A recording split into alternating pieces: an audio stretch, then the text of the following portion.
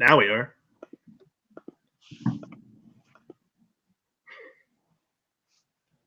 Somebody talk. It's the intro to the show. I'm Mike. I am Daniel. And I'm Vincent. And it's Students of S.H.I.E.L.D. weekly comic reviews because this show officially has a name now. And let's get right to the Hall segment. I said last week I had a book coming in the mail, and it's a whale of a book. Whales. It's the first Amazing Spider-Man omnibus, which was my birthday gift to myself. So I'll read this at some point, and it's nice to have all of Ditko in one book. And it's going to look great, but not as great as my Todd omnibus is. Did you say plural? I said it's not. I said it's going to look great next to the Todd omnibus. Oh, I thought you said omnibuses. I mean, technically, there will be 3 Todd McFarlane omnibuses because you've got his Amazing Spider-Man run, his Spider-Man run, and his Hulk run, soon to be. It's true. Oh, that's right. Which, I mean, Peter David Hulk Volume 1 we're very excited for. Yeah. All right, so I've got a few things to show. So first, so I showed maybe 2 weeks ago a print I bought at New York Comic Con actually for Mike. It was Doc Shaner Flash Family. And I don't think this is really related, but I just figured I'd reference that. Go check the footnotes. Go watch the previous episode. But I made an impulse purchase. And also because I'm a weird pervert. Not really, but I got this Chris Anka Emma Frost print online. That's like new X-Men era Emma, too. Yeah, pretty much. It's basically the Quietly costume.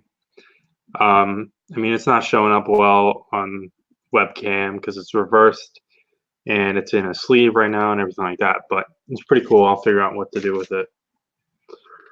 Then I got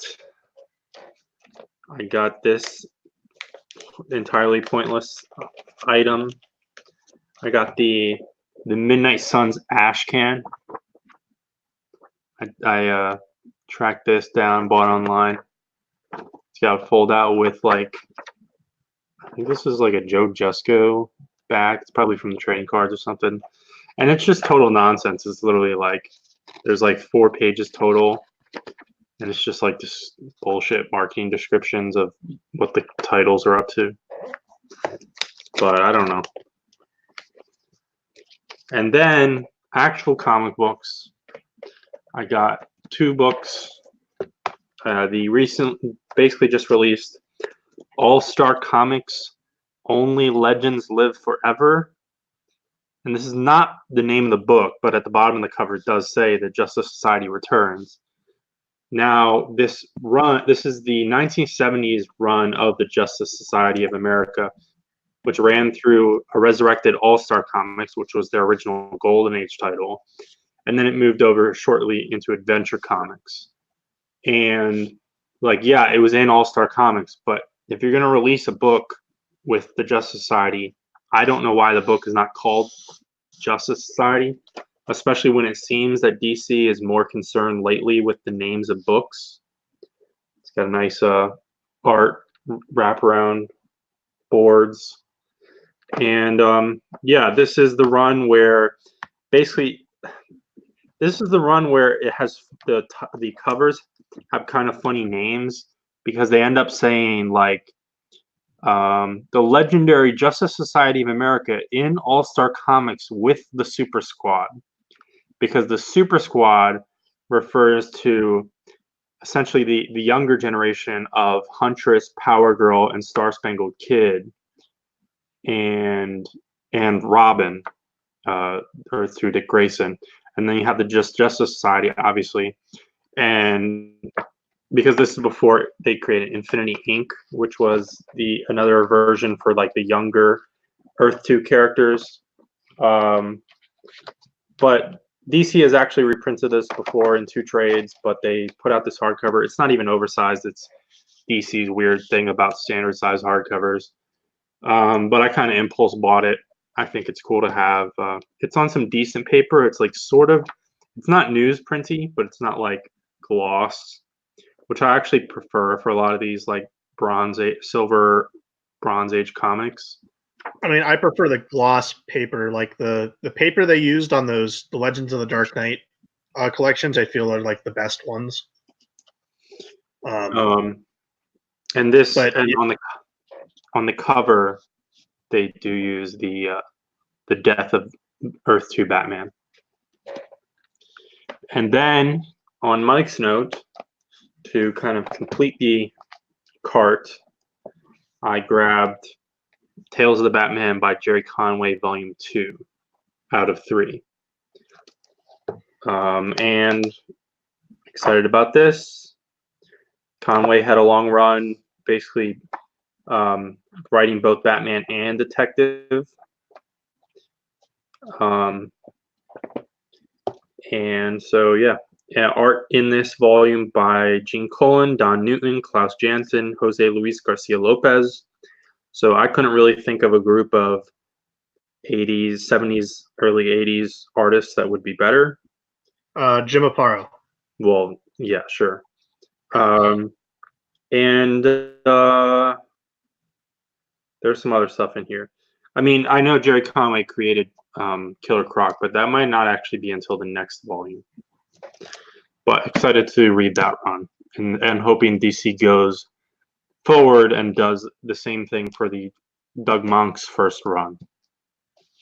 So that's my haul. Now, our retro book for this week is Showcase number 100 from February 1978, obviously from DC. So this is kind of tricky because this issue, I mean, I knew it if I would have actually thought for a second, and I don't think it would have disqualified it if I had thought about it. But we are going to cover this issue on a Crisis Cast if and when we ever get back to that show. So I'm just going to kind of say some of the general stuff, and then we can give our thoughts on it. But as far as the more like breakdown and stuff like that, or we'll just repeat everything I say. We'll just download the video and play it when we eventually just get back to Crisis Cast, is what you're saying? Yeah, or that, or just edit it in. But this is written by Paul Levitz and Paul Kupperberg, the Double Paul team. Art by Joe Staton. It's slightly oversized. Showcase ran 104 issues, so this is very late in the run. And the cover touts that this story has 60 stars. And because the concept of this is for the 100th issue, the like fake anniversary, you know, that's how comic books work, is let's bring in every single character who's ever been in Showcase and put them in a crazy crossover story. And so we open on the JLA satellite and some major shit is going down. On page 1, we get a bunch of the kind of more major characters. We have Flash, Green Lantern, Aquaman, the Atom, Adam Strange, Teen Titans, Metal Men, Hawk and Dove, and Rip Hunter. And basically, there's something going on with like space-time, and also the Earth is being pulled out of orbit, and they have to split up into like 4 different teams to accomplish different objectives, and they keep pulling in more and more of the characters who've appeared in Showcase, either just showing up, or they are time displaced, or they're just a very quick cameo. And really, mainly the characters in that initial page are the ones that get to shine, plus a few more. Lois Lane does a lot in this issue, and oddly, Angel from Angel and the Ape ends up playing a very crucial role. And the Phantom Stranger shows up, and they do a little seance to summon the even bigger, crazy OP force of the Spectre, who literally grabs the Earth in space and moves it back into orbit or something. But then that doesn't even like accomplish the ultimate objective either.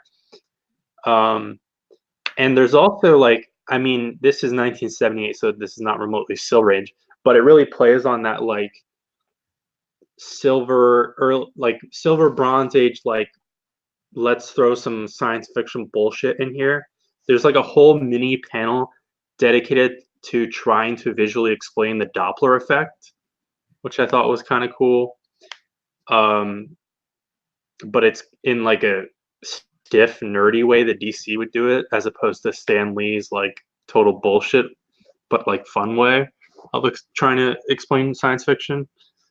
And then the cool part is that there is an index in the back, essentially in the letters page, where it's like, this is every single character in this issue, and this is all the issues of Showcase they appeared in, and other relevant stuff. The ones that they did not use, I didn't double check every single one, but they did not use James Bond or G.I. Joe, which both had appearances in Showcase. And I'm assuming they were smart. They may have still held the license, but they were smart enough not to use them. That's kind of really all I want to talk about here, because otherwise it's kind of going to be like a history of the Marvel Universe coverage, where it's like, let me name every single character. And the plot, I mostly explained it, and it doesn't make that much sense otherwise. I'm going to turn it to the group and ask what you guys thought about this Insanity. Insanity was right. There was a lot going on at a very fast pace, and I thought it was a little bit jumbled, very, very wordy, to the point where I think it was too much, where it was taking away from the art, especially when you have such a big cast of characters there. Always fun to see like guys like the Metal Men, even though we just talked about their first issue book last week, but when they showed up, that was cool. I thought seeing like the original Rip Hunter was cool, like not like just I wear a leather jacket and I'm moody Rip Hunter that we get now. Especially like this is Rip Hunter before Booster Gold, which is another thing to kind of note. So I thought it was really fun. I was surprised no Batman or Superman in here. I was really thinking we were going to get them. Well, they were never. They were never in Showcase. Which I thought Showcase was like a Superman book for a while, but no. No. But Robin was here, and that was cool. So I mean, Aquaman was kind of leading the charge a little bit. Yeah. Well, Robin's obviously there through the Teen Titans. Right. Yes, the Showcase was DC's tryout title. So a character would have a Showcase appearance, maybe a short Showcase run, and then if DC deemed that the sales were good or there was a positive response in the letters, they would get their own ongoing title. Which I knew, like, Hal Jordan Green Lantern made his first appearance in Showcase. Yeah. I mean, the most famous, honestly, like the most famous issue of the Silver Age of DC, the thing that started the Silver Age in comics in general, is Showcase number 4 with the first appearance of Barry Allen. Showcase 28, is that the first appearance of? No, that's Brave and the Bold. I was going to say Brave and the Bold 28 is Justice League, I believe. Yeah. But I think Hal Jordan might be around the 20s or 30s. Hal Jordan Showcase 22. Okay. Yeah, and there's obscure ones in here, as we said, Angel and the Ape, Inferior 5, which I think we brought up on this show for some reason a while back. Oh yeah, because there's an Inferior 5 book going on. Which there's that book with Giffen and Lemire. I like how Dolphin and Aquaman interact here. I had no idea that they had actually interacted prior to Peter David's Aquaman run. Also, so Dolphin saves 2 kids in the ocean, and it's not a 1-to-1 match, but the 2 kids totally look like Sugar and Spike, who are like these like little kid humor characters that had a DC title for a long time in the Silver Age, but they totally never appeared in Showcase, and it's not a perfect match. So, but I think it's a cameo. I don't know, Dan, you haven't said anything yet. You obviously less versed in your DC knowledge. What kind of a shock to the system was this? I mean, it was really hard to read because, like, obviously I don't have a lot of background, a lot of the characters, so it's like, you know, coming into this book, you're kind of expected to know a little bit more about who they are. And I mean, I thought it was okay. I agree with Mike that it is a little wordy. A lot of explanations. I did think the Doppler thing was a little weird. How they just showed like a little like on the bottom part of the panel, they just showed like, I don't know what that was trying to do. Like, it's just, that's not what it looks like. But I don't know. I feel like if I would have like known more of these characters, I would have enjoyed it more. But I'm not there yet. So, I mean, in 1978, I feel like this would have been fucking crazy and cool. because you have to consider, it's fun. I think Yeah. the core element of this is fun.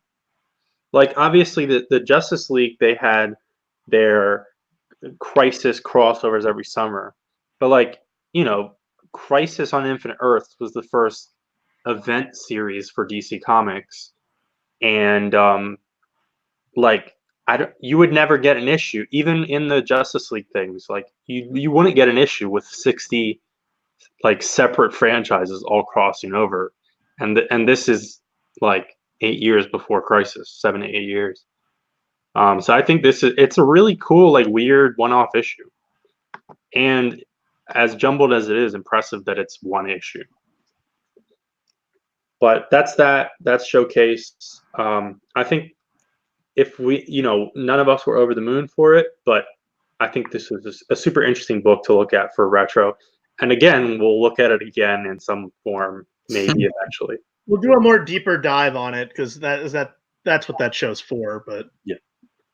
So now into the actual books from the week. All right.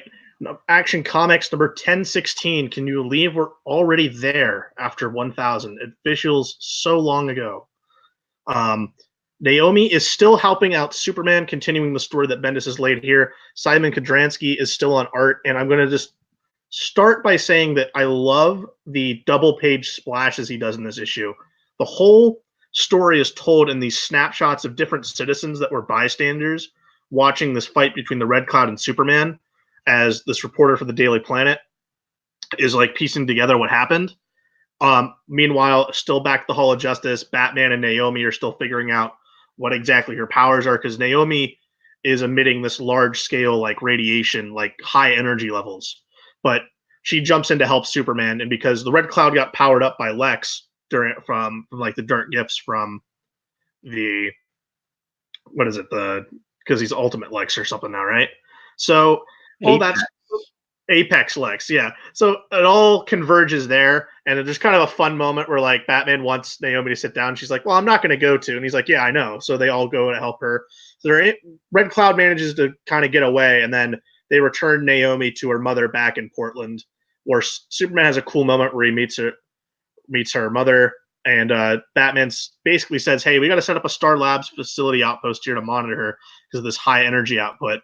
And then our last scene is Marisol Leone, the new owner of the Daily Planet, who's also part of like this dark organization, meeting with a shadowy figure, announcing they will move forward with their plan to take down Superman. It's still my complaints with Bendis here are I like the plotting of this issue where it's told in all these snapshots of the different bystanders. I think that was a really, really cool idea that I haven't seen played with a lot.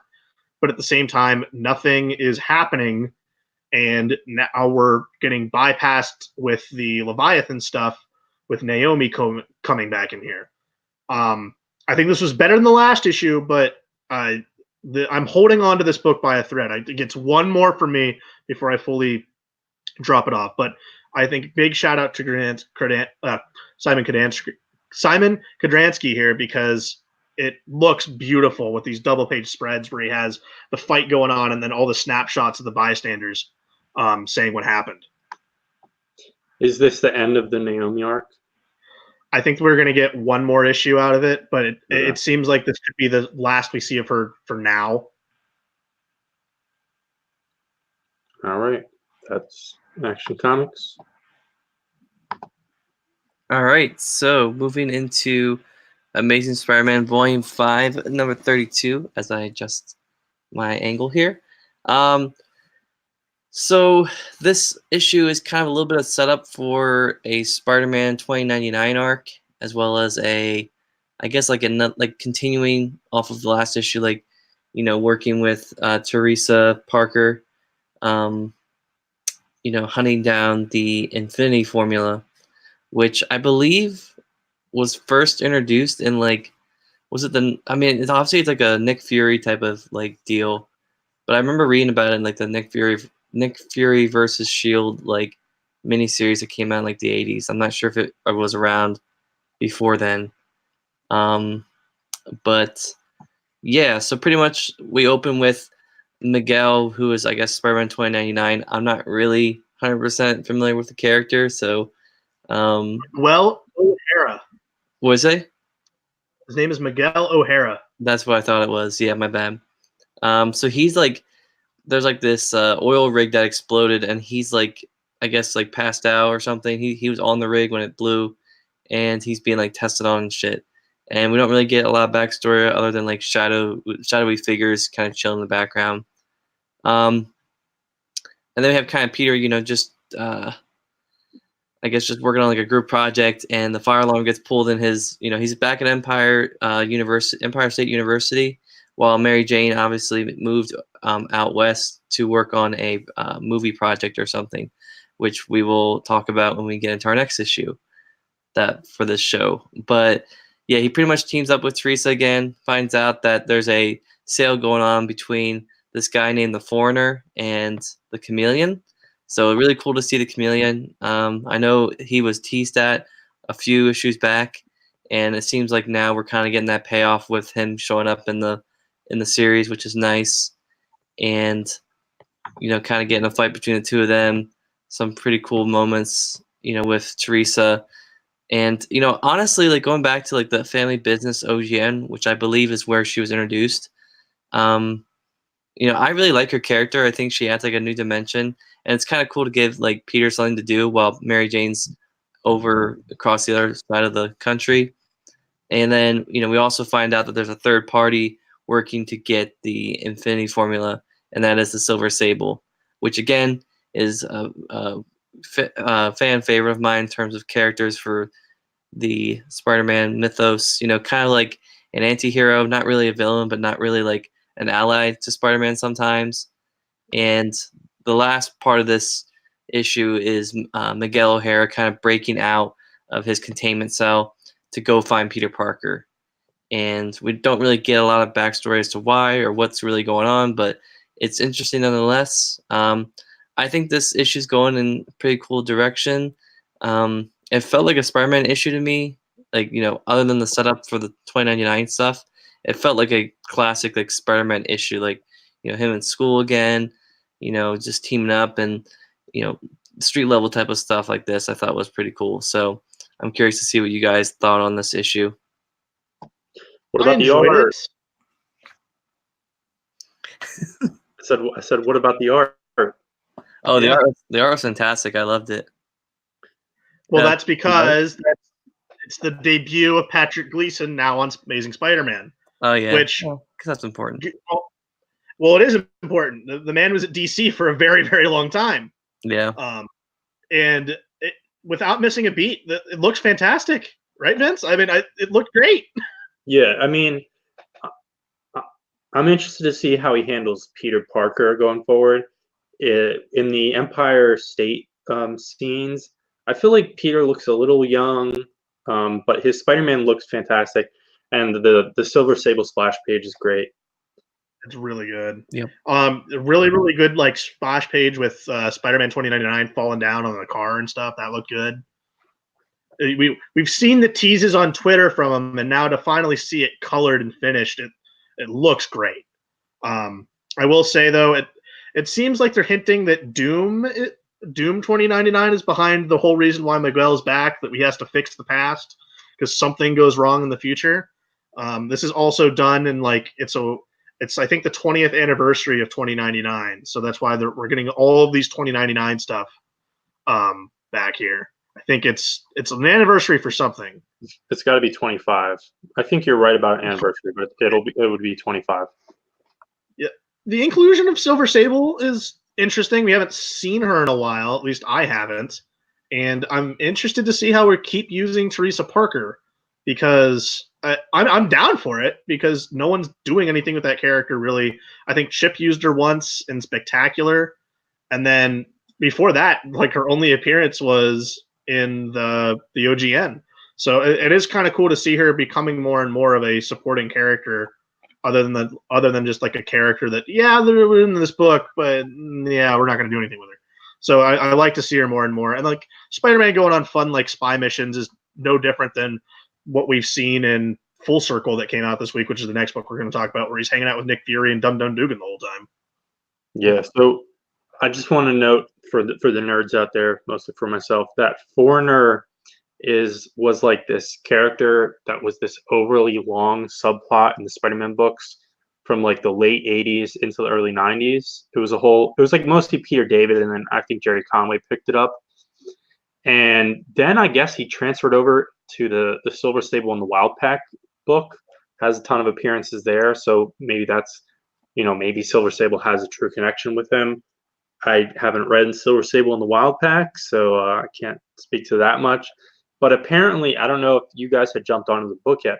Apparently, Foreigner appeared, or maybe he was just referenced in Captain America 10 and 11 from the current run. That would have been before we hopped on. Okay. Yeah. But that's interesting because that's not too long ago. But yeah, I loved it. I'm excited to see how Gleason plays off of Otley and vice versa. And this issue was really more set up. When we really jump into 2099, we'll see what we think of that. Because the last time they tried to do something bigger with this title was Hunted, and we had some. I mean, we liked Hunted, definitely, but we had some reservations with some of the tie-in structuring and everything like that. Well, that's what I want to get into. I don't want it to be as it felt a little bit dragged out by the end of it. I hope it doesn't feel like the year is hijacked by 2099, because I want to get back to the other stuff. And I felt Hunted kind of really hijacked a lot of the progression the book was at, kind of hit a standstill with it. But Amazing Spider-Man Full Circle. When I was writing down my notes, I put writing, everyone, artists, everyone, because there's like a million people that worked on this book. Really, it's a huge one-shot that's really kind of by itself and its own thing. Very kooky and zany fun hijinks with all of the writers and artists at Marvel working together. Kind of like the DC Challenge, but in one book and all for Spider-Man. It's Spider-Man and Nick Fury are teaming up to try to take down this AIM corporation they've set up like their cells are in like these theme parks that are like it's basically Disney World. So they're taking down like these Disney Worlds. There's werewolves. The Punisher bonded with the Ultimate Nullifier shows up. That the Earth explodes by the end of this, and they have to reset it. We have Spider-Ham, a literal pig Spider-Man named Swine Spider. The High Evolutionary shows up with his animal villains. Wolverine's here. It very, very fun, kind of all over the place story that I think had to have been a blast for everyone to work on. If you're able to get a copy of it, I think I personally wouldn't recommend it. I thought it was a little bit too much, but I can see how someone could have fun with this.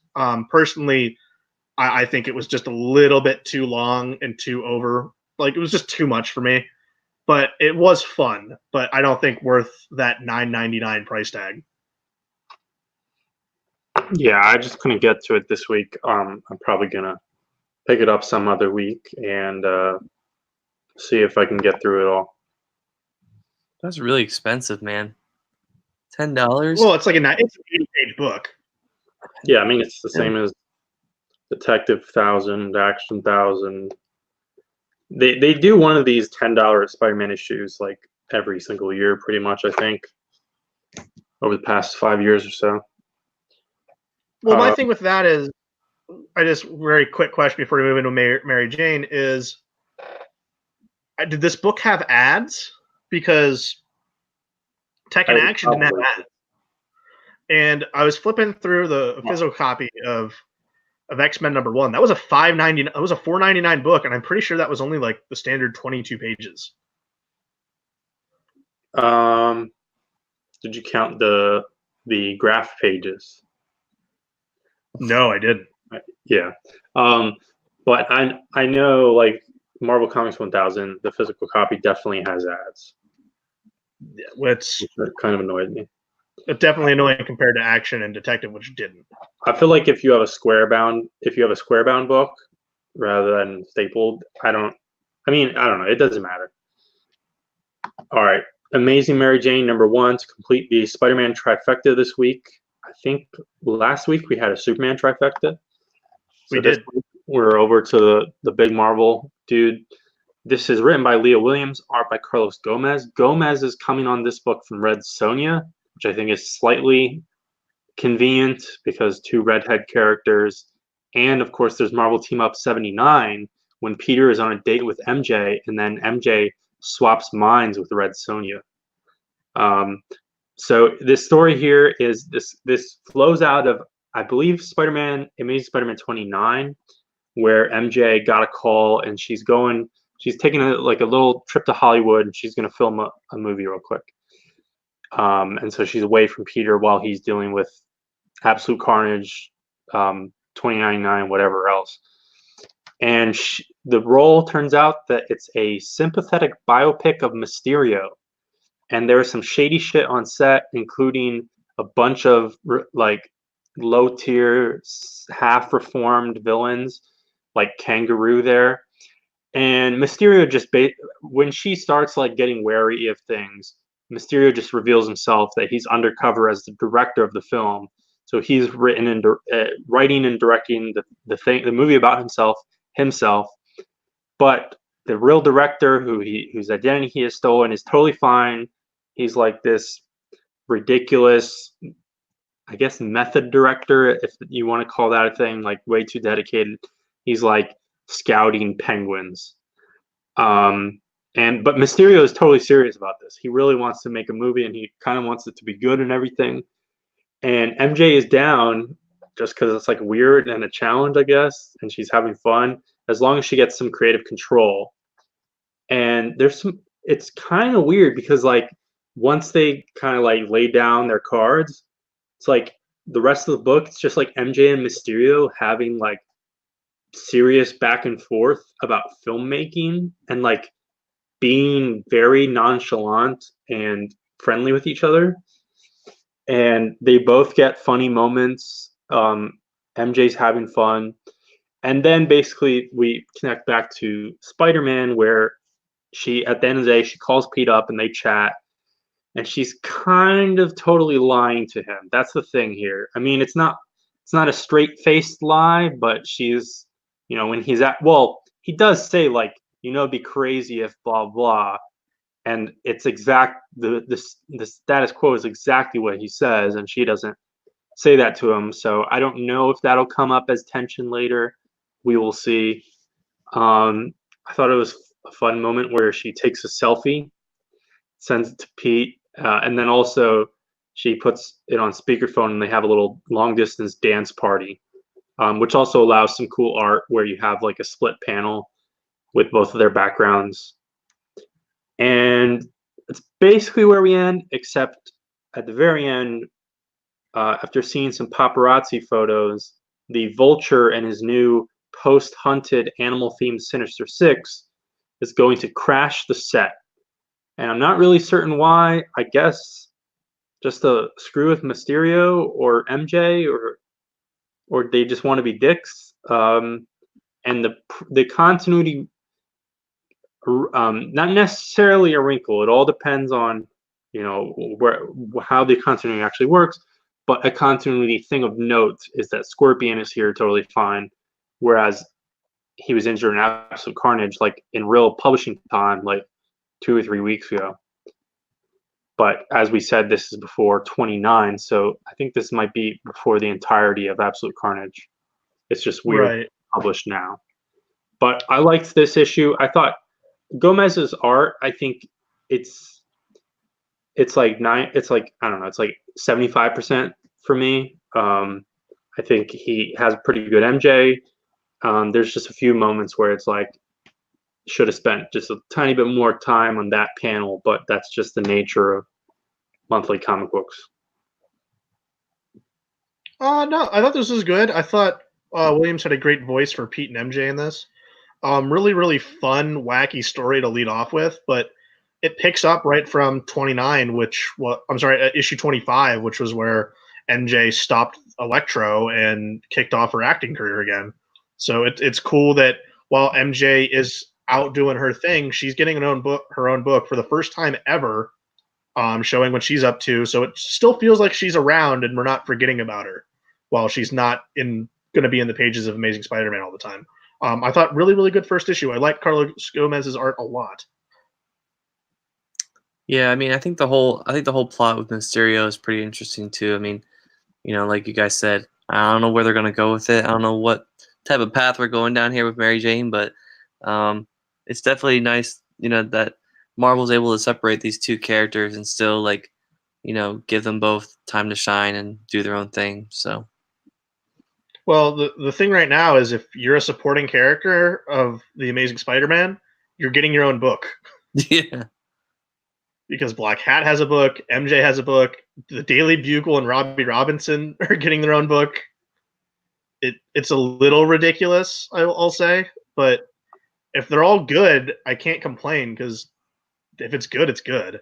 Is Ant going to get our own book? No, we're not supporting characters. Wow. But Angel number 6 though. Yeah, sure. So Hellmouth continues as it flows through Angel number 6. Fred and Gunn meet face to face with Lilith, who's pointing them in the right direction to start helping after the Hellmouth opened in the very first issue of the crossover. They're still out in LA while Angel and Buffy are inside the Hellmouth portal. So they're tasked with bringing in Spike, who's now newly single after Drusilla dumped his ass after opening up the Hellmouth. And Spike has information on an old Buffy villain who was the very big villain back in season 1, which was the Master. But this time he's just kind of a giant troll-looking dude. So he's not like the big bad that they were. So they're tracking him down while they're getting attacked. He's in a nightclub like sulking and drinking.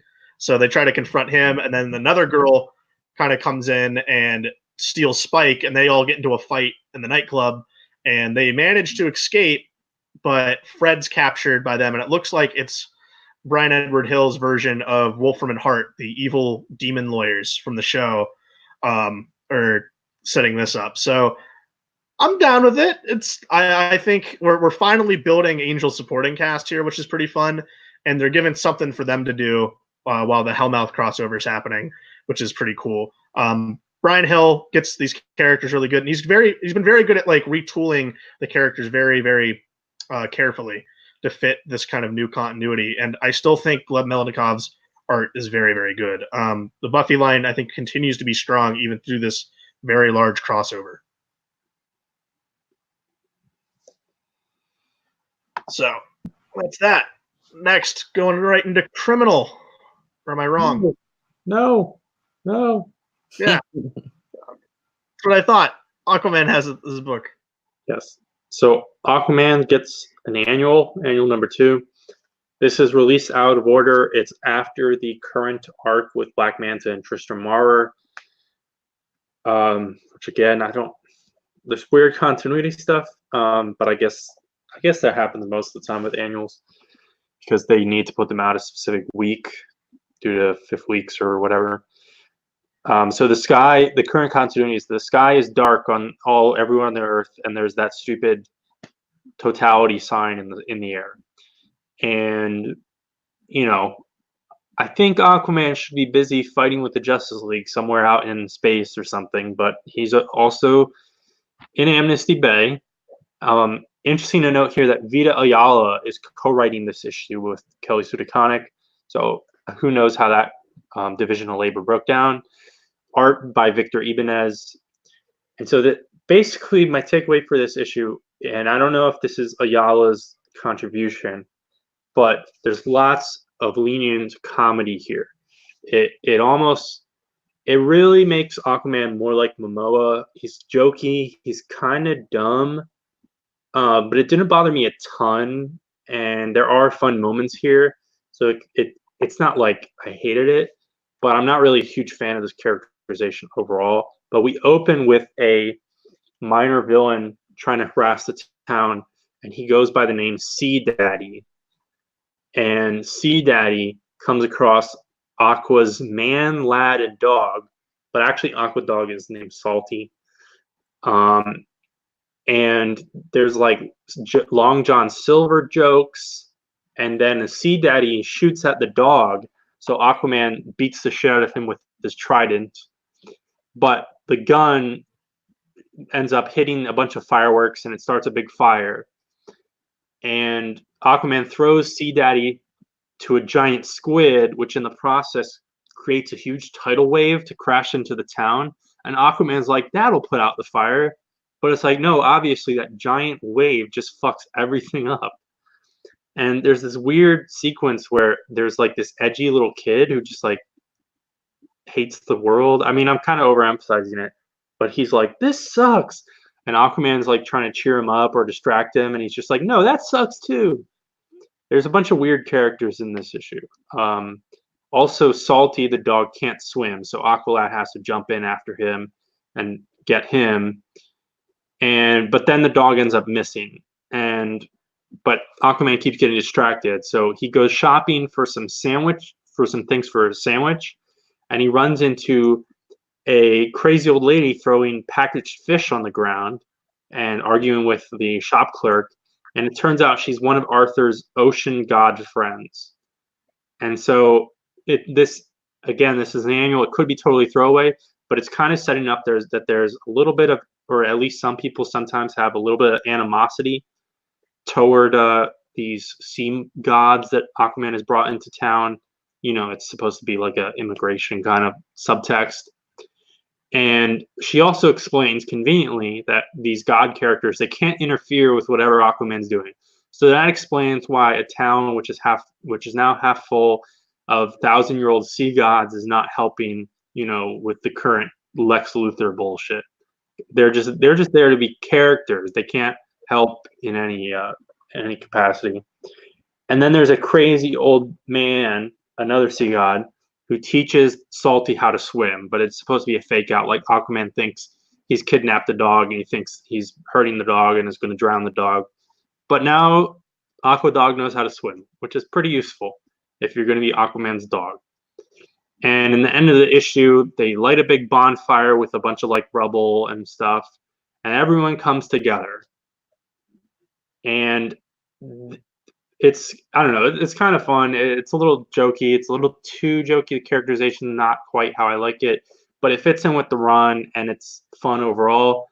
The final page, though, as everyone's coming together, Aquaman uses his like talking to fish sonar abilities and somehow creates like a lit up sign of the town's name in the water, but you don't see what animals he's communicating with. It's got to be some kind of like jellyfish or some kind of sea animal that lights up, but it's not shown to us. I don't know. Overall, it's a functional Aquaman issue. Well, there you have it.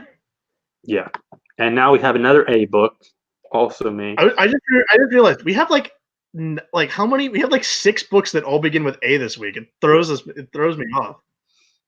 So Avengers number 25. This is the end of the Challenge of the Ghost Riders arc, and Aaron is kind of having Robbie Reyes lean into like some people's perception of him, and I can't tell which parts are meta and which parts is like Aaron throwing jabs at certain fans and stuff like that. But Robbie's like, everyone keeps telling me I'm the worst Ghost Rider ever.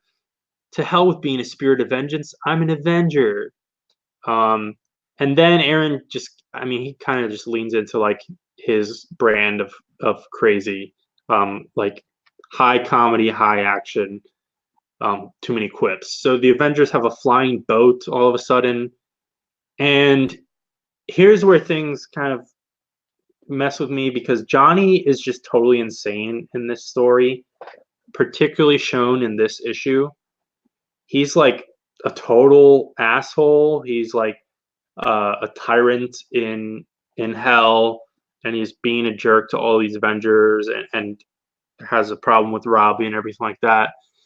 And ultimately, the message in this issue as it ends, Robbie realized, like, hey, it's all about family.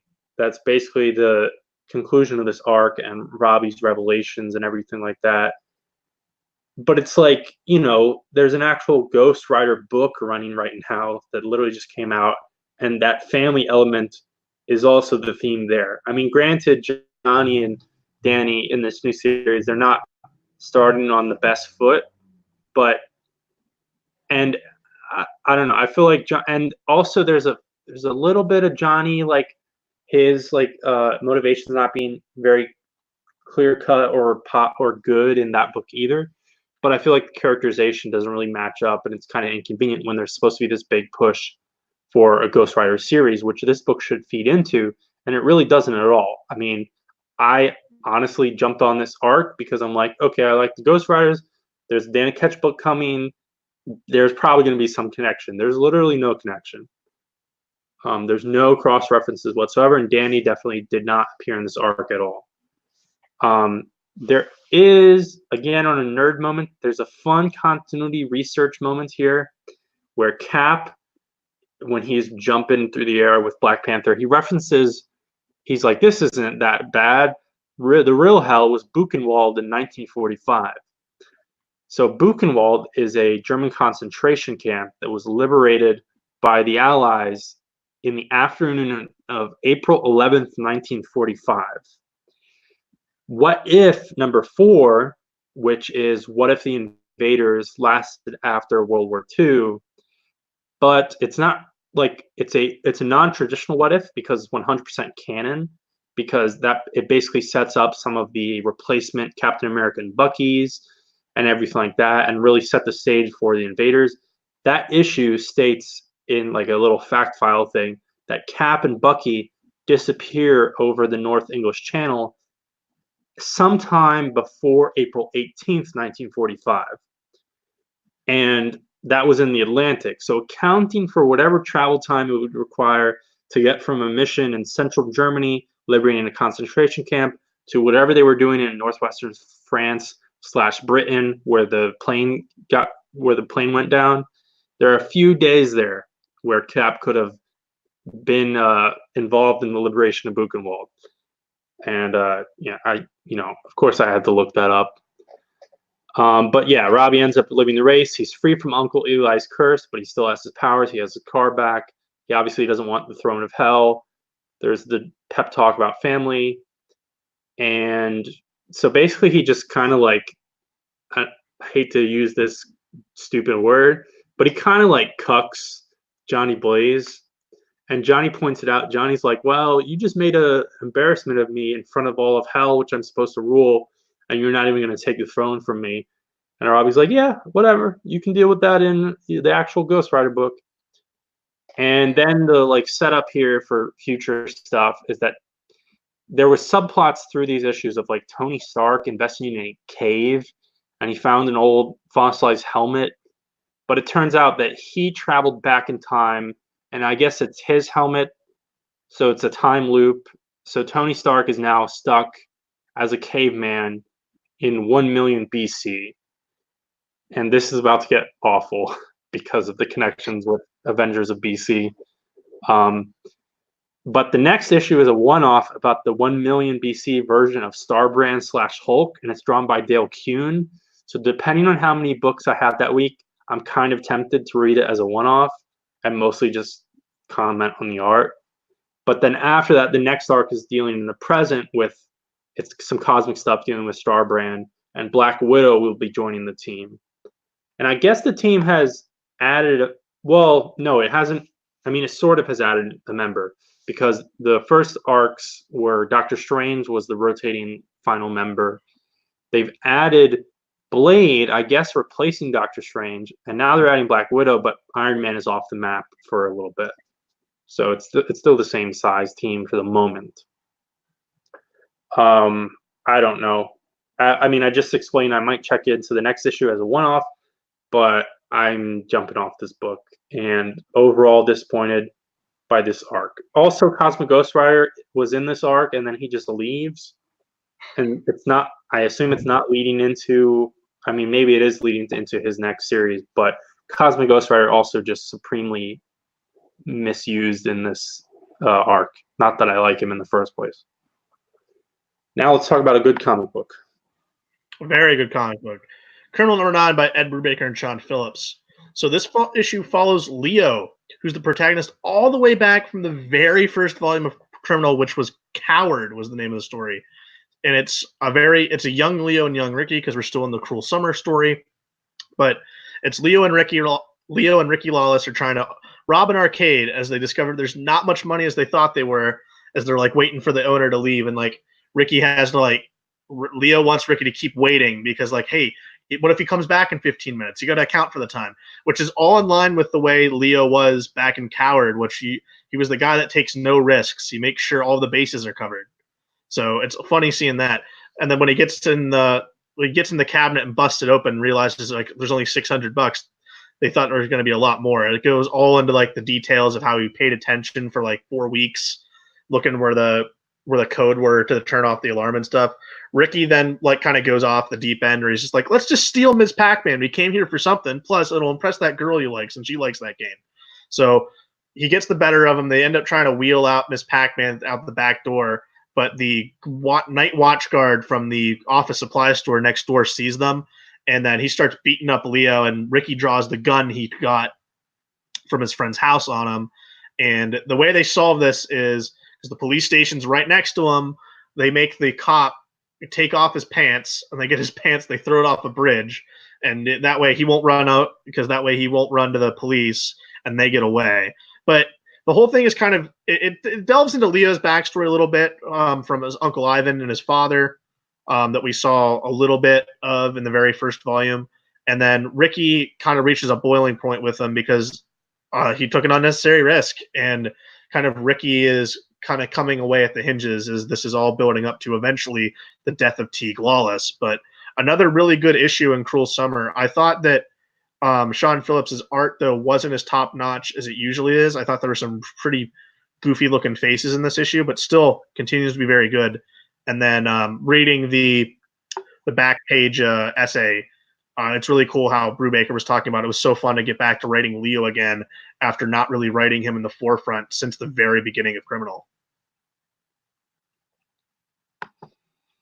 Yeah, I don't have a ton to add. I think it's just executed really well.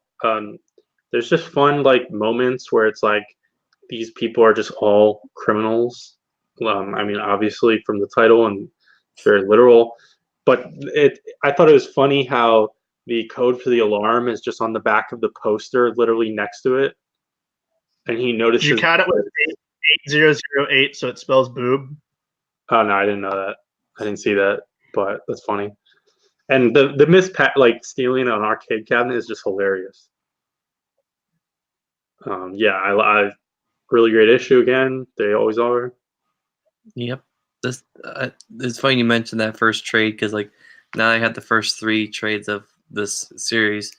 Going back to its beginning, I really want to like circle back around and read more of it, because like, you know, kind of jumping in halfway through whatever is really going on. But yeah, it was good. All right, Detective Comics. All right, Detective Comics number 1014. So just picking up, you know, with the Mr. Freeze storyline that Peter Tomasi's working on, and we get a introduction, you know, to I guess a more in-depth look at Nora, who is Mr. Freeze's wife, and you know, at this point right now, she's like pretty much in this like self-sustained like freezing chamber, and in the beginning of the issue, she's, you know, she has to get down to absolute 0 for the suit to kind of like be at its like peak effectiveness for her cancer that she's dealing with. And the whole time that this is happening, she's like, you know, Victor, I want to get out of this. I don't want to be in this suit anymore. I need to breathe the air. And at the end, she ends up opening it up and surprisingly not dying, which is a little weird.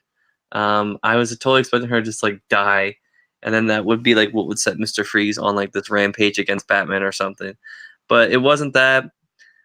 She still wears it, you know. I guess she can take it off and put it back on again. No issues there. So, but the way it turns, you know, we kind of get like a little bit more backstory as to what happened with her. You know, getting the cancer diagnosis. You know, Victor researching something, putting her cryogenic like suspension until he could find the cure to her, you know, cancer, or to preserve her body so that she wouldn't die of the cancer. And at the very end, you know, she ends up taking off this like suit, and they end up like kissing each other. So I think that's kind of cool. Like, you know, it's a little bit of a twist. Like a lot of the way that I would visualize this type of story to go is like, you know, she like distance herself from him because he's like borderline crazy, doing all this stuff for her. But no, that's not how it goes. Then we pan back to the Batcave where Alfred and Batman are still trying to figure out what was going on with all these other women who were used for experimentation by Victor. They're all still in their like cryogenic tubes, and Alfred's still wearing the Flash mask because he doesn't want the woman to know who he is, so that they don't put two and two together and find out that Batman's Bruce Wayne. I thought that's still funny how he's basically wearing that throughout this issue. And Batman goes to kind of visit with Fox, or Lucius Fox, I'm sorry, kind of get his opinion on the technology behind, Mr. Freeze's plans. And just as that's happening, we get Mr. Freeze crashing into Wayne's house, or Wayne Enterprises, I'm sorry, and the wife is with him, which I thought was kind of cool, like kind of like his, backup, his partner in crime, and they're pretty much coming there to get the cure, to kind of get her out of the stasis chamber. So kind of like what Mr. Freeze looks like right now, and we get a good kind of conversation between Victor and Batman about, being in a situation like this where you would do anything to keep the one you love from dying. And we kind of get a little bit of commentary on Bruce's parents, obviously, like if there was something he could have done to help them from dying from getting shot, back in the alley in the theater. Which is, of course, ironic, and I'm not certain if the issue is trying to reference it, where Bruce's father of some sort is alive and in this continuity due to Flashpoint Batman and the City of Bane stuff. Mm-hmm. And I'm not sure. I mean, we know that literally every other Batman story right now takes place before City of Bane, but obviously Flashpoint Batman, he's aware of his existence going back to the Button. It's interesting that level, like that subtext is there, but it's not directly referenced at all. Yeah, I mean, I felt like last issue or the issue before there was more references towards like the current Batman run. So I'm not sure if like that's like something else or whatever, but yeah, he doesn't like it's not really like overt like this is what it is. But yeah, and then pretty much, he gets this like formula that allows her to kind of survive without this tube. We kind of get like a little bit of like a show where she's actually dancing because I guess she was a ballerina dancer or something. And then the last real scene is like her teaming up as like, I guess you can call her like Mrs. Freeze at this point. That's what they call it. Oh, is that what they did call it? Yeah, Mr. and Mrs. Freeze. Mr. and Mrs. Freeze. Yep, that's pretty on the nose there, I guess. But they're pretty much teaming up now and being, doing criminal activities. But I think like one thing that I really like about Tomasi's detective run is that it's just the plot is just really easy to follow. And I mean, obviously that's because, we talk about how this is a book that anyone can kind of pick up if they're a remote Batman fan. But I really like this. I thought this was, continuing the storyline, a little bit of a twist than what you would normally expect. She ends up joining him instead of like separating herself from him. But yeah, I thought it was pretty good. What did you guys think? Yeah, I think. Well, no, go ahead. No, you go first. Okay. I think it's just, it was surprising to me. I think this has to be temporary at some point, because I think the idea of Nora as this frozen motivation for Freeze is really central to his character. So whether it's, by the end of You're the Villain or if it's 5 years from now, she's going to get, the formula is going to wear out, which has to probably apply to Freeze as well at some point, and she's going to go right back in that case, frozen up. But it's kind of interesting for the moment, I guess. For like fans and Mr. Freeze, I could understand where like they might have an issue with this because it definitely makes him less sympathetic now. He's finally gotten what he wants, and then they immediately kill dozens of people and intend to get up to more criminal shit. because as soon as it pans away from her doing her ballet performance, you see that they've frozen, probably to death, the entire like stacked audience. And so it's like she comes around very quickly, like, oh yeah, you awakened me and you did some criminal shit to do so. But yeah, I'm just gonna like co-sign and go along with you and kill a dozen people right now. Who's And that sound whatever like? they get up to next. Sounds like Padme Amidala. Yeah, something like that. Kills all But the yeah, people. she didn't go nearly this far. Yeah. Yeah, it's an interesting move. It's not really. I mean, I could see someone definitely criticizing how quickly she goes along with it, but that's another thing about Tomasi's run. I feel like it's so earnest. Like he's not going to sit here and try and like explain in depth like Nora's coming around to it, and like there's nothing like hidden or like presented differently to try and make you. I don't know how to explain it, but Like introspective. there's not much of like navel gazing and setup and stuff like that. It feels like it does feel sort of like silver bronze agey, where it's like here's this crazy shit, and sometimes the crazy shit is people just being like brutal murderers, but in a crazy shit way.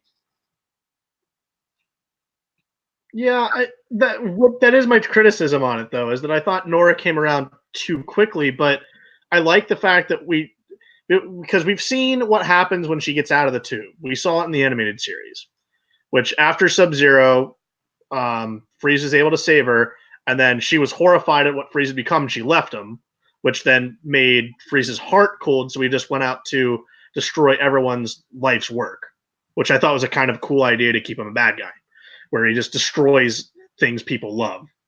And then we have the version here where she comes out of the tube and she dies, and then Freeze just also still becomes evil. So having her join with him is like the first time ever they've done something where she actually survives and joins him, which you think you would have saw by now, and I'm totally down for it. I just thought she came around to it really, really, really fast. But she's pretty like earnest and not a bad person when they go to Bruce and Lucius. Like, because the big retcon here is that it wasn't GothCorp that was funding Freeze before they kicked him out. It was Wayne Enterprises. If you caught that, it was Bruce who shut down Victor's work because it was unstable. I think that's a kind of a huge thing. So now you have this kind of relationship with Victor and Bruce, while the last time it was just kind of an evil businessman in GothCorp. And then just want to count no use of McGregor's syndrome this time for what Nora's disease was. It's just straight cancer now. McGregor's syndrome being the fake disease that was invented for the Batman and Robin movie in 1997. Just things that I have in my head of differences I've seen, but I like it. Doug Mankey still continues to be a force on art. He draws every single page of this book, just like he did very much at the beginning of Tomasi's run. The scripts are simple, but that's not a bad thing. It still continues to be good. Very weird to see. I just want to know where they're going to take this, because, like I said, Nora's not inherently bad. Like, she shows she's very like nice and compassionate to Bruce for like, hey, you always helped us out, and we thank you for that. And Freeze doesn't like kill anyone when he goes to Wayne Enterprises. He's just like, hey, I left some compounds here that mislabeled them purposely for if I ever needed to get them. I'm just stopping here and bye, see ya. So I thought that was a weird thing. So to have them turn around and kill all those people, I thought was a very odd decision, but we'll see where it goes. Yeah, I mean, the other interesting pathway that they could do, and that I was thinking before I realized, hey, there's another issue in this arc and everything like that. He could have got the formula, used it on Nora, and then they just like disappear. Yeah. And then it's like, in several years, in like a year or two from now, it's like, oh, here's a Freeze story again, and somehow in the background, the status quo got reset. But here's another thing. If the formula and gift from Lex doesn't go well, you can now fully make Freeze a guy that can go after Lex, which would be interesting. Yeah. They won't do that, but hey. So Dial H for Hero number 8. There's some interesting structure in this issue. The comic book splits in half or something, and we have the dual origins of Robbie Reed, and we see Robbie's first time using the dial, which literally, not literally as in copy and pasting, but Yoko Ono is replicating the layout and this is Sam Humphries, right? Yes. Yeah, and Humphries is literally copy and pasting the script from House of Mystery number 156, the first appearance of Robbie Reed and the H-Style, which is wild. And there are 2 panels doing that at the least. Then there's a page where it's like, here's a bunch of insane early transformations that I had. 4 out of 6 of those random examples are real Silver Age transformations from the first few issues of the feature, including like Radar Sonar Man with his ridiculous look. It's kind of hilarious. I'm not sure about T-Rex or General Electric. I didn't flip through the whole run to check for those. And I mean, this issue is basically his origin. We have the death of his grandfather. I'm not actually sure if that's a thing before, probably. And then he enters at some point after basically the end of the Silver Age run or whatever. He enters the Hero verse, and he just straight up pulls out a multiversity map, which is weird, which is interesting to see, I suppose. And the multiverse happens to also be the shape of an H dial, or like a phone dial. And suddenly he like splits himself in half because he finds another dial, the Y dial, and and that's where Mr. Thunderbolt comes from. So they're actually 2 sides of the same coin. One is evil and one's good, and they have different goals. And that's basically this issue. Next issue is going to be called Identity Crisis, and also Miguel and Summer are going to attempt to find the next dial on Apocalypse. So things are about to get even crazier. I really like this issue. The fact they literally pulled from the first appearance of Dial H, that put it up like 10 points for me on the nerd scale. And there's some interesting structure definitely in the pacing of this issue. I mean, I love it. I love playing with the different types of structure because this is a book where you can have the outlet to do that and be creatively free to do that. And I think strengthens the book and makes it more memorable that way. I agree everything that you said. It continues to be one of my favorite books being put out at DC. Yeah. So Dan, is this one of your favorite books? It's just hard. Okay. What? I have to interrupt you. Okay. Because I see from the cover that Miles Warren is the bad guy. Do me, Vince, our friend Matt, and Billy have to come back to do Saga of the Clone Saga since the Jackal's back on this? Is it 616 Jackal? I think it is because. Oh God, no! I think he makes I think in this issue, I believe I heard him make a reference to, or like, so, yeah, like you said, this story's about the Jackal. He's basically camping out inside of Gwen Stacy's high school, and there's one point where he like is talking with this like undercover man wolf like student that's a female, and she mentions something to the Jackal about how Gwen Stacy's in the school, and he's like, he mentions something about the Gwen Stacy from the 616 universe, I believe. But I'll have to go back and double check, but I'm pretty sure that's what it is. Like so that's why he's kind of obsessed with her, because he's like, from the original Clone Saga, what it was all about. But yeah, this story is pretty much a setup for this new arc with the Jackal.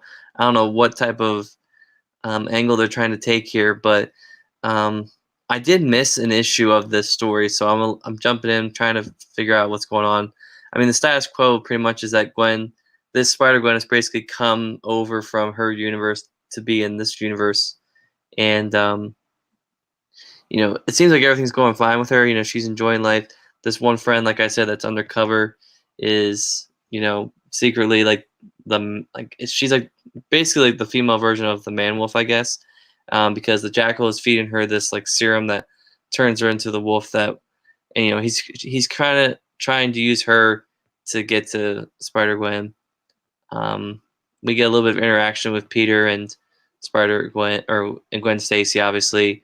Peter's a lot older in this universe than her. But what's weird, and I don't know if this was like addressed in like the previous issues, but like her suit kind of like just attaches to her like a Venom like symbiote would, which I thought was a little interesting. I don't remember them explaining that in a previous issue. I mean, it's whatever; it's not a big deal. I think it was from several arcs ago. It's probably lingering from the Gwenom arc. Yeah, that's right. I still gotta read that stuff. That's in the third hardcover, I think. Of Wait, what's Dan, going on. did you What? forget that it's taking classes in the 616? So the Peter Parker is the standard Peter Parker. Oh, that's right. My bad. I'm sorry. Yeah, that's the one from the Amazing Spider-Man. My bad. That makes sense. Yeah. Wow. I'm really not on the ball tonight, I guess. But yeah, we kind of get like a little bit of like a fight with Spider-Gwen fighting some guys in a convenience store. Nothing too crazy. But pretty much this like the Jackal gave this like woman this serum to go after and be like the wolf, the man wolf, to kind of track down and bring Spider Gwen to the Jackal. She failed, obviously. So the last panel is kind of the Jackal killing her off screen, and killing her like inside the school, which is a little weird. I'm assuming she's dead. But yeah, I don't know where the story is really going. Yeah, I'm not really a big fan of this. I wasn't a big fan of like the second hardcover, like the stuff that was collected in the second hardcover of the original Spider-Gwen stuff, and this just seems like it's more of that type of stuff that I don't know. I don't know how to feel about it. It's a little weird, but So, are you dropping this book? um, I'm interested because of the Jackal and all that stuff, so I'm gonna read it and find out, like at least see it through and see what's going on. But yeah, I don't know. Don't worry. You don't have to subject yourself to that. We did it for 75 episodes. And Yeah. we can always come back and do more. Yeah, I mean, this is it did pique my interest though to see that character again and kind of hear a little bit more discussion about the original Clone Saga kind of coming through in this. So No. I'm where it goes. when you have the option to get off of Miles Warren's Wild Ride, you get off it. No, I think I'm gonna stay on. I'll go against the tide here. So Mortal Hulk number 25. This is the issue where it just everything science fiction, deep exploration is crazy with Al Ewing's script this time. This issue all takes place about an alien probe that is being sent back in time, as we saw in issue 24 that the Hulk becomes like the destroyer of everything. It becomes the world's Galactus when the ninth incursion, like the ninth rebuild of the universe happens, that kind of Marvel is very sleuthfully leading towards. So they want to go back and fix this. So it's all of like this deep science mumbo jumbo that fully, like on the surface, I don't really understand. All talking about how the Hulk is responsible for the destruction of everything and they have to stop it. And it all succeeds to the end with this probe being intercepted by the leader, which is the first time we've seen him shown up, I think, in a very long time. I can't remember the last time the leader showed up in anything. But it looks like now that the leader knows that this information has happened, I'm very excited to see how the Hulk and the leader now interact, with this being a very like kind of strong physically and strong mentally version of the Hulk to go up against the leader. It was a very great reveal, as like this is kind of the end of the first big chapter of Al Ewing's run on the Immortal Hulk. They built up this issue a lot. It's a very, very good issue, but I'd say it's a little bit too deep and introspective on the science fiction deep dive for me. It felt like I was reading a science journal at some point, but very, very good comics here. Joe Bennett's still good. Al Ewing's still fantastic, but the end page of black page with white text on it was written in a mirror, and you took a picture of it and obviously flipped it, and it's Bruce Banner talking to Joe which is Joe Fixit saying something's killing the Hulk and we have to stop it. So something's not going right in the Hulk's head, and the leader is now on their tail. So I'm very kind of intrigued to see how Al Ewing goes into the second big act of Immortal Hulk here. Sounds cool. You know what's not cool? This issue. So, oh my God. One more to go. One more to go. I can't stand this book, man. The Ultron Agenda Part 2, Tony Stark Iron Man number 17. I could have sworn this is Part 3. I mean, I would not be surprised if Marvel totally fucked up the parts on this thing, because it's totally from left field. I mean, it's just such a random ass story that I just cannot. Oh my God, it just breathes like 90s to me. This is so, just to get everyone caught up.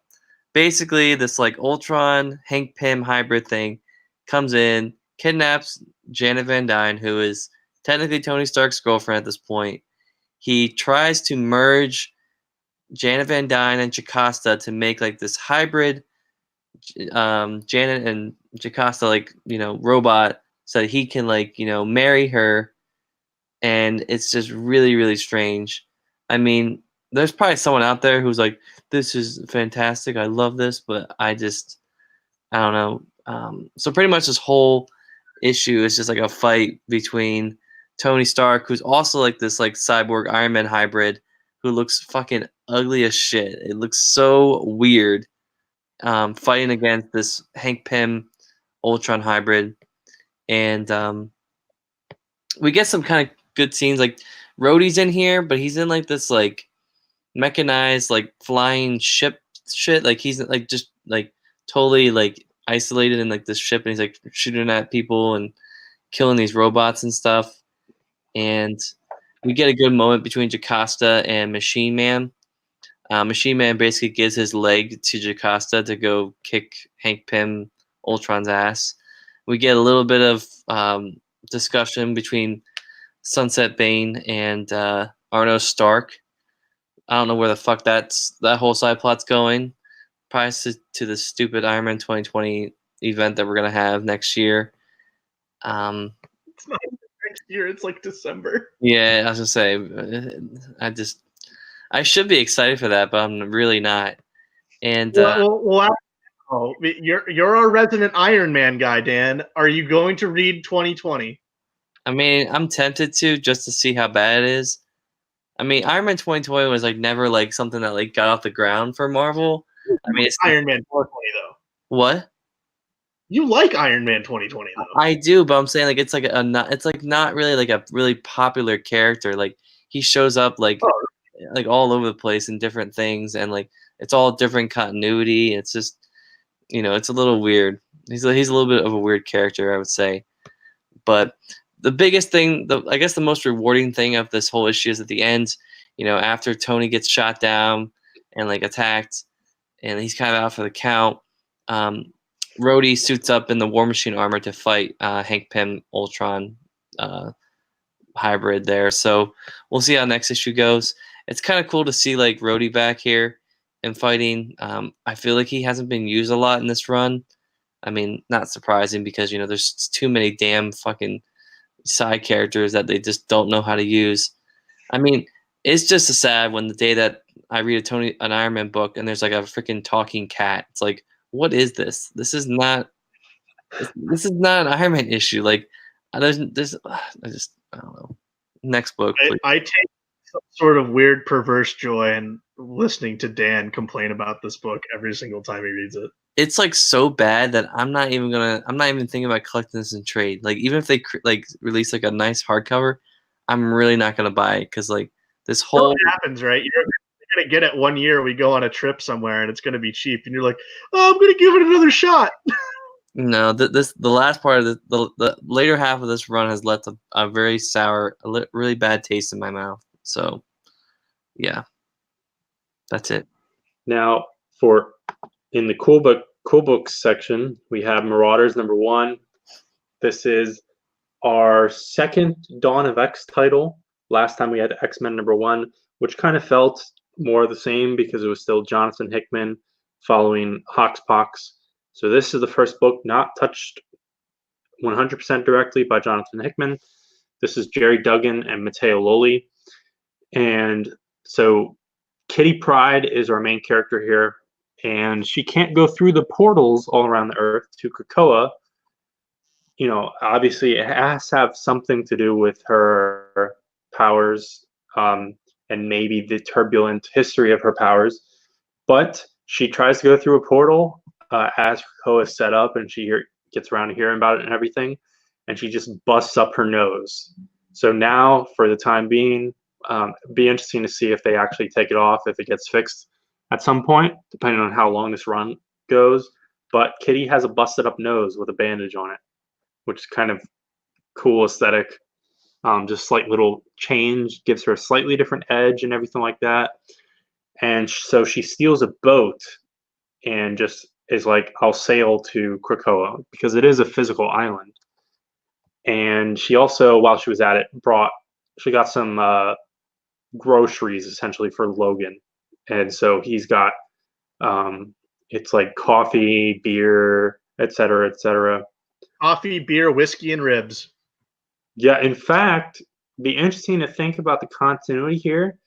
Does she show up before the end of Hoxpox? And is this that beer? I don't I was remember. gonna say, well, no, because all they had was cans. That's she has her get kegs. Yeah.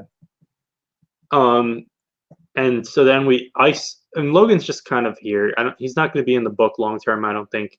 But obviously he has a relationship with Kitty. And Iceman shows up, and he's our next regular cast member. He's handled pretty well in this issue. He's quippy. He makes a few jokes about being gay, but they're like tasteful. They're not forced. I thought that was handled well, which is to say, like, not really handled at all, but acknowledged, which is in my view how the best way to do it. And then Emma Frost approaches Kitty telepathically, and of course they have a long, complicated relationship, and so I think Duggan handles their dynamic pretty well. Going way back to her early years when Emma led the original Hellions, and then prominently in Astonishing X-Men and runs like that. And so Emma's like, yeah, we have this thing, the Hellfire Trading Company. It's modeled after something like the East India Company or stuff like that. So because we have this literal pharmaceutical operation, we have to move that stuff around and everything like that. And so she's like, hey, Kitty, you can't use these stupid gates, so why don't you just take charge of this? But there's a little bit of a pirate vigilante twist.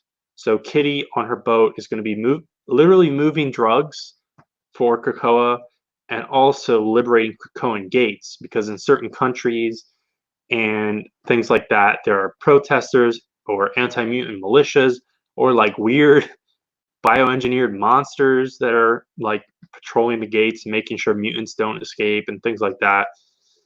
And Bobby just like randomly decides to go through a portal and goes to Russia, and there's some derp heads patrolling the gate there. So that's going to be their first mission. And even before she gets to Krakoa, like it's set up that Kitty is like into drinking now, which is kind of odd. But it gives her a bit more character, I guess, on a certain level. And she quickly recruits Bobby, and she recruits Storm for wind purposes. Well, that's the very easy explanation. And then this doesn't even recruit him, but I guess Pyro was sleeping in the ship. So he's on the team because they're out in the middle of the ocean on the ship. And this is the original Pyro who died in 2001 during Dream's End as a legacy virus victim. There was a second Pyro, which I'm not going to get into just to save a little time on the episode and everything. Go Google it. And Pyro, he's an odd addition. Obviously, he's one of these reformed villains, which we know are on Krakoa and are going to be littered throughout these books. But it works out because if you recall, and they do adapt this in the movie, which used Pyro in a totally different way. But of course, Pyro doesn't generate fire. he manipulates fire. So he synergizes really well with Lockheed. There's a fun scene there. And Kitty, so they show up in Russia, and Kitty just goes fucking ham. And just like, I mean, the thing is, Kitty's one of those characters, like, if you really do apply her powers and she's using them well, she is like really strong because she could walk into an army of like 100 dudes, just have every bullet go right through her and hit the other dudes, slice them up and everything like that. And that's basically what she does here. There's a really like uncomfortable moment where she like jams an assault rifle through like two dudes' legs, and it shows like how it's stuck. There's no gore or anything, but it shows how it's stuck in their legs, and it's like, No, geez, that would be. It looks painful as hell. Yeah, I mean, literally just the physics of it. It's like when you think too hard about some of Kitty, like the things that Kitty could totally do with her powers, it's like some really uncomfortable stuff. It's almost like body horror. And I'm surprised, like, they don't really lean into it too much. I feel like we haven't had that many great Kitty Pryde combat moments, but this issue, probably the best of that we've seen in a decade or something. And she grabs a sword from one of the dudes, so she's got that pirate angle, and of course she has history with swords through training with Logan. And the end of the book, she smiles for the camera and announces the book title, and also call her Kate. But realistically, I'm probably going to keep calling her Kitty. That's just the nature of it. And the only subplot here, and we know it's going to keep going because I think he's going to officially join the team, is that Bishop is in Taiwan investigating maybe some propaganda or some shenanigans. It's not entirely clear. And that was cool to see because Bishop has always had like kind of a detective sort of bent, because the entire reason for him coming to the past in the first place was to figure out, I don't even fucking remember. He had to figure out some shit, like some mutant was going to do something stupid later on. And I think it ended up being Gambit and maybe being tied to the Mutant Massacre retcons. I don't really fucking remember. And then of course Bishop had that run, the District X run, before and during House of M, where he was just like straight up a like detective in M Town, I think it's called, when like New York City had a whole like neighborhood with mutants before M Day. Yeah, I really love this issue. I thought Jerry Duggan character. I mean, it's really carried by Kitty, and Iceman has some good quips, but he handles Kitty really well in terms of character. There's lots of great action and creative action. The art by Matteo Loli. In some pages, I was kind of iffy on it, but it's got a nice sheen to it. It reminds me just slightly. It's like I don't know. I'm reaching here, but honestly, like some of the textures on the faces, it actually reminds me a tiny bit of Mikkel Janin, but it's a little bit more cartoony and looser. But just like the skin texture and the curvature of bodies and things, if that makes any sense. I really like this issue. I think it honestly impressed me and pulled me in way more than X-Men #1. I would give it 2 thumbs up. Hey, I would agree because I wasn't originally going to read this, and I'm really happy I did because I agree. I enjoyed this more than X-Men #1. I thought Kitty was handled really, really well here. Put her over as really, really cool, more so than usual. I mean, I still like Kitty a lot, but then like also like the combat stuff was awesome. She also has like ninja training too, so she's even more deadly. All the stuff with Lockheed was great. I liked having like the rule of 3 gag of him always bringing something back to Kitty in his mouth for food. He drops off a crab to her. A dude's thumbs at the end of the issue. After they liberate that one gate, and I can't remember and then a seagull the first time, which I thought was funny. Pyra being here is cool. Blends perfectly well, like you said, with Lockheed. Iceman's fun to see. Storm is fun to see on this team. So yeah, Pirate X-Men seems like a really, really fun idea, and this definitely the setup here is really, really fun. I can't wait to see what happens. I'm definitely sticking with it. yeah, I was kind of wary of the pirate premise and how much they were going to lean into it. But as soon as like, even though it was pretty much set up in Hoxpox, but as soon as like it all clicks with Emma Frost and everything like that, it's like this weird pirate X-Men book makes 100% sense in this current status quo. Very strange. But next is Excalibur. Mike, do you expect you'll read Excalibur? That's the one that, if you remember, that's the one from the beginning that I said I was going to read from the start. Okay. Yeah, so that'll be dealing with White Psylocke. White Psylocke briefly, and because now she's going to become Captain Britain. Britain mantle, and some other X-Men characters. I think maybe Apocalypse is involved in that book. Yeah. I think it's written by Teenie Howard, so I'm excited to check it out for sure. We'll see how it compares to the other two, and there's like 4 more, and Marvel literally announced like the next 4 books today, behind closed doors. But there's no such thing as that. Yeah, Giants coming back. We know we're getting a X-Men Fantastic Four series with Franklin. Those are just some of them. Like, as they get more and more formally announced and like they get closer, we'll talk about it. But those are the 2 big ones to take away today. Yeah. So that's the show. Actually, we didn't kind of go through it bit by bit. If you guys want to say, what do you think would be your quick pick of the weeks off the top of your head? Marauders. For me, I'm also going to go Marauders. Criminal would be my runner-up, but I mean, Criminal's always a 10 out of 10. So I'll give it to I can't use Criminal. Mine is Tony Stark Iron Man number 17. No, it's not. Yeah, I would probably say Criminal. Just say it's Criminal and we can wrap up. What? So just say it's Criminal and we can head out. Yeah, I was going to say Criminal gets it again. Shocker. All right. Now, our retro book, The Random Number Generation, has decided it's a Marvel book from November 2009. And we have 4 choices, which we know always works well. We have Guardians of the Galaxy, number 18 from Abnett and Lanning.